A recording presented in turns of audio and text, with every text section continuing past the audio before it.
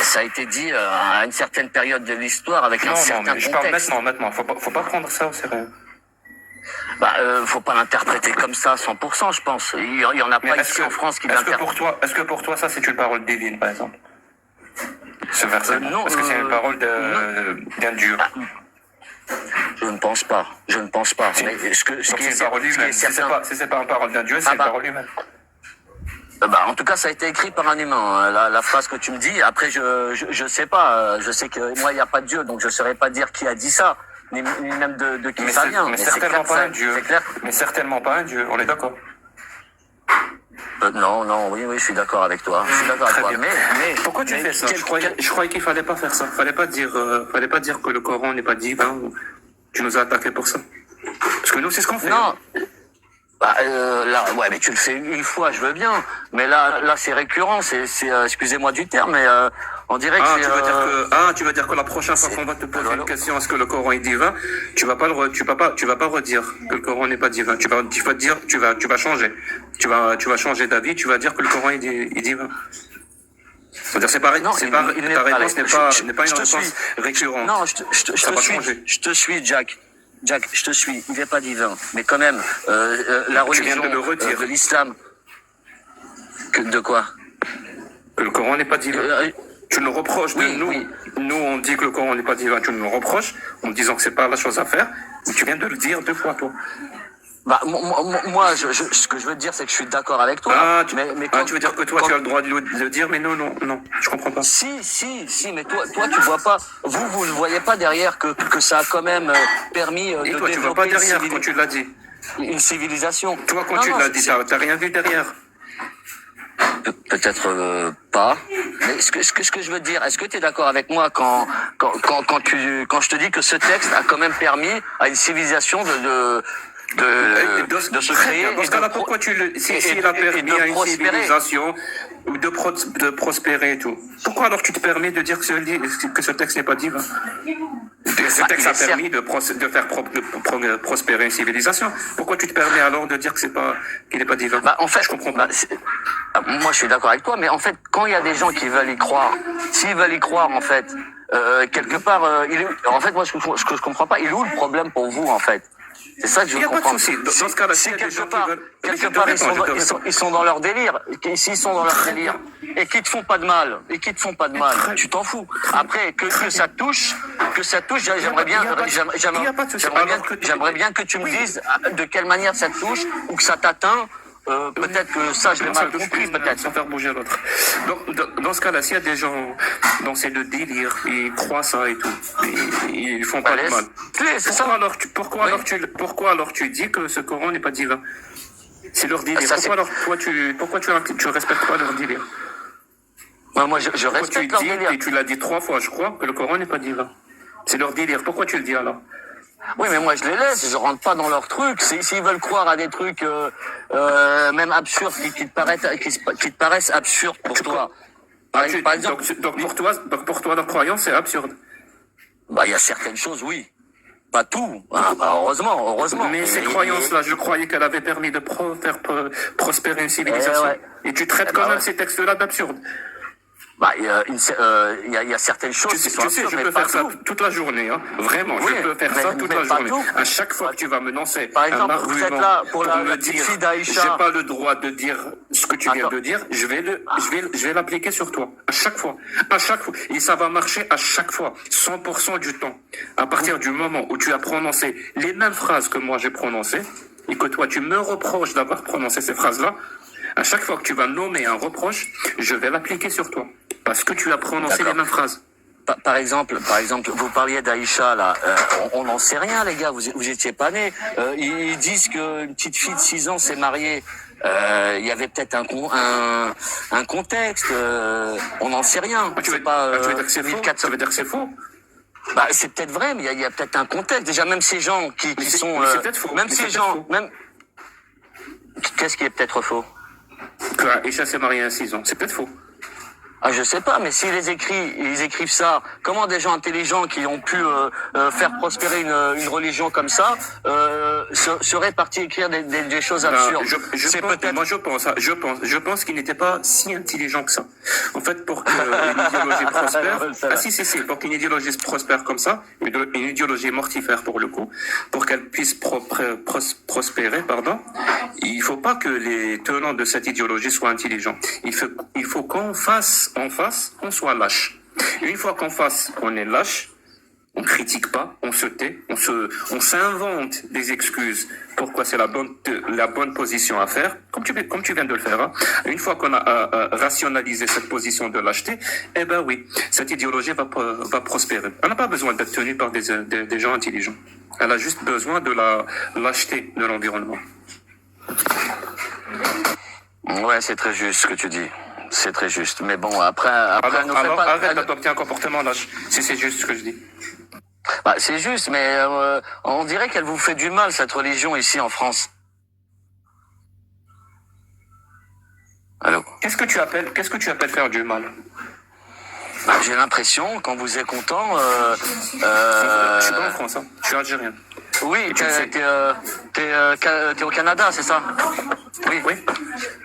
Non, mais ici en France, voilà, il n'y a pas de problème. C'est pas l'islam le problème en France. Les centaines de morts, je sais pas, peut-être 300, je sais plus combien le chiffre exact, qu'il y a eu ces 10 dernières années au nom de cette idéologie. C'est pas un mal. Non, c'est pas un mal. Et là, je fais pas vraiment mort, hein.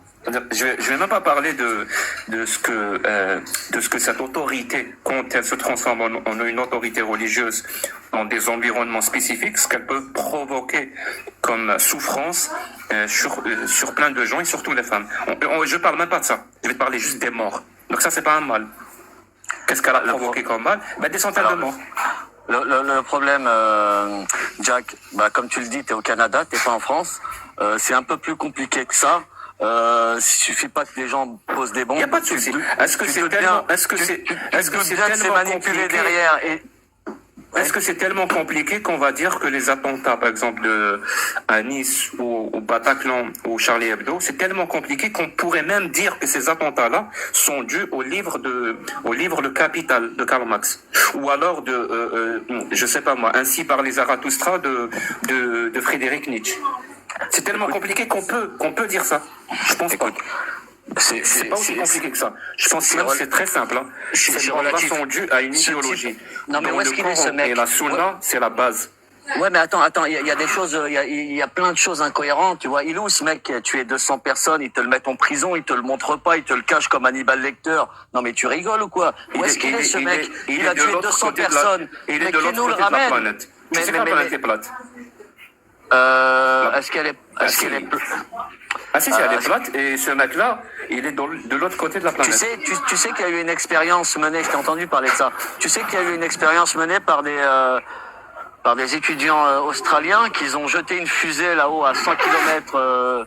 Après, je sais pas si c'est vrai, hein, à 100 km en haut dans l'atmosphère. Et ils ont mis des caméras.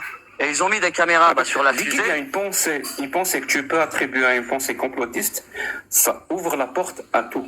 Et là, par exemple, les yeux fermés, je peux te dire, Hanafi, est-ce que l'homme a marché sur la Lune? Certainement pas, mon ami. Merci beaucoup. Ça, tu vois, tu crois cette histoire? Tu acquiers une certaine... Qui va marcher sur la Lune, mon ami? Non, tu crois vraiment? Est-ce que tu crois vraiment que les gens sont... Hanafi, tu sais, moi, ça, c'est bon, c'est déjà classé ce dossier.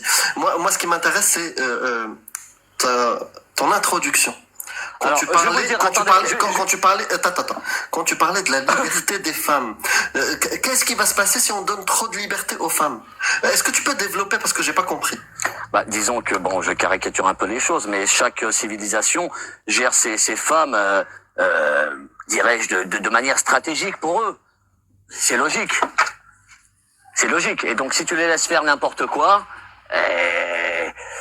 voilà, moi, la seule civilisation des femmes que je connaisse, à part la Kaina et les druides odiniques, là, voilà, quoi. Donc, il faut faire quoi pour contrôler ça? Rien du tout, mais il faut certainement pas laisser la femme faire n'importe quoi. Je vais pas dire, elle peut faire ce qu'elle veut, mais certainement pas n'importe quoi, mon ami. C'est-à-dire n'importe quoi. Explique-moi ce que c'est n'importe quoi. C'est quoi n'importe quoi? Parce que n'importe quoi, c'est subjectif. Donc, dis-moi, explique-moi, ça veut dire quoi une femme qui fait n'importe quoi? C'est par exemple ce que Hanafi nous dit depuis tout à l'heure. Ça, c'est un bel exemple. Non, c'est ça que je voulais dire, Hanafi. Tu vois pas le contexte en France, là. Je vais te l'expliquer. Cette force islamique que vous détestez tant, écoute bien, hein. Ici en France, c'est une force pour la population française. Et je te parle des chrétiens et de ce qu'on peut appeler cette France de souche. Tu comprends? Le système a vu ça. Il est en train de tout neutraliser, en fait. Il est en train d'essayer de neutraliser une alliance. C'est une force en France. Mais est-ce que l'islam sunnite? Attends, les musulmans français. Les musulmans français, hein, je te parle. Les musulmans français sont une force pour la France. Oui, une opportunité, une chance, tout ce que tu veux. Mais est-ce que l'islam sunnite, l'idéologie de l'islam sunnite, c'est une force? C'est une chance? C'est une opportunité pour la France ou pas? Qui la pratique ici en France? Après, on va répondre à cette question. Mais d'abord, dis-moi, est-ce que cette idéologie, c'est une force? Non. En fait, elle n'est pas sur le territoire. Elle n'est pas sur le territoire français, en fait. Alors, est-ce que tu sais quoi? Elle n'y est pas. Je vais aller dans ton sens. Il n'y a pas de musulmans ici qui se marient avec des petites filles. Si elle se retrouve sur le territoire français, elle va devenir une force, une opportunité, une chance ou une menace? Ah bah elle va se heurter à Laura Berberic qui lui ne tolère pas ça, tu vois, ceux qui sont. C'est pas ma question. Est-ce que cette idéologie de l'islam sunnite, si elle se retrouve en France, d'après toi, elle n'y est pas, mais si elle se retrouve, elle va devenir une chance, une opportunité ou une menace? Ah bah une menace, mais elle va être chassée. Il est pourquoi tu dis ça? cela. Tu respectes pas la civilisation qui a fait prospérer les femmes et je ne sais quoi. Pourquoi tu dis ça? C'est très grave. Si, mais chez eux, en fait. Pour les musulmans de France. Non, c'est pas ça. C'est que ces gens-là pratiquent la chose chez eux. Chez eux, ils font ce qu'ils veulent, Jack. On peut pas contrôler tout le monde. Toi, tu es en train de me dire que ce qu'un régime fait avec son Coran, il en fait ce qu'il veut. On n'a pas le contrôle là-dessus, en fait. Tu comprends ce que je veux dire? Il pourra faire toujours tout ce qu'ils veulent. Allô? On t'a entendu. Donc voilà, et donc dans cet islam dont tu parles toi, que tu dis c'est une menace, très bien, au moins tu dis les choses, tu dis les termes. Nous on a vu des textes qui disent que l'homosexualité est interdite et voire il y a des peines dans l'islam sunnite, comme quoi il faut pragmatiser l'homosexuel. Toi, si tu as des enfants qui sont homosexuels, quel est ton avis? Comment tu vas gérer la situation? Comment tu vois la chose? Disons un peu comme toute menace qui viendrait à la maison. C'est aux familles de faire attention, tu vois. C'est pas quelque chose de normal, dirais-je, dans la nature humaine, quoi. Voilà. Donc si vous trouvez que l'homosexualité c'est quelque chose de normal, tu sais, je vais même pas débattre. Je veux juste savoir ton avis. Et dans l'islam, il y a un verset. Justement, quand tu parlais tout à l'heure des femmes, il y a un verset qui prétend qu'il est divin. Toi, t'es athée, qui dit si vous craignez la désobéissance de vos femmes, exhortez-les, éloignez-vous d'elles, et si elles continuent à désobéir, frappez-les. Est-ce que tu penses que c'est une bonne démarche pour contrôler justement les femmes qui feraient n'importe quoi? Non, mais tu reconstitues pas le contexte. Les femmes n'avaient aucun droit à l'époque, mon ami. Non, mais je parle pas de contexte. Toi, t'es athée, t'es pas musulman. Je te parle pas comme un musulman. Je te parle comme un athée tu peux pas traduire ce texte, qui vit en France. Non, parle pas de traduction, un truc comme ça. Parle-moi tout à l'heure, tu m'as dit. Les femmes, faut les contrôler. Faut pas qu'elles fassent n'importe quoi. Tu m'as pas décrit globalement ce que c'est n'importe quoi, mais il y a une démarche dans l'islam qui est celle-ci. Qu'est-ce que t'en penses? Est-ce que, peu importe le contexte, tu mets le contexte que tu veux. Est-ce que c'est une bonne démarche justement pour éviter qu'elles fassent n'importe quoi? Non, je pense pas que ce soit une bonne démarche. C'est pas une claque qui va calmer la chose. Non, je pense pas que ce soit une bonne démarche, non. D'accord. Et tu peux me décrire ce que ça veut dire n'importe quoi? Une femme qui ferait n'importe quoi. Donne-moi un exemple ou deux. Ouais, mais c'est un tout. C'est une forme de dégénérescence, une courbure dégénérante qui est. Ça veut rien dire. Une femme qui désobéit, par exemple, comment je peux la détecter moi? Une femme qui fait n'importe quoi. Ça serait quoi? Moi, je sais pas ce que c'est. Je sais ça pas. veut dire quoi? Dis-moi, elle fait ça. Ça veut dire que c'est n'importe quoi. On va dire t'es marié, on va dire t'as 2 enfants, 3 enfants.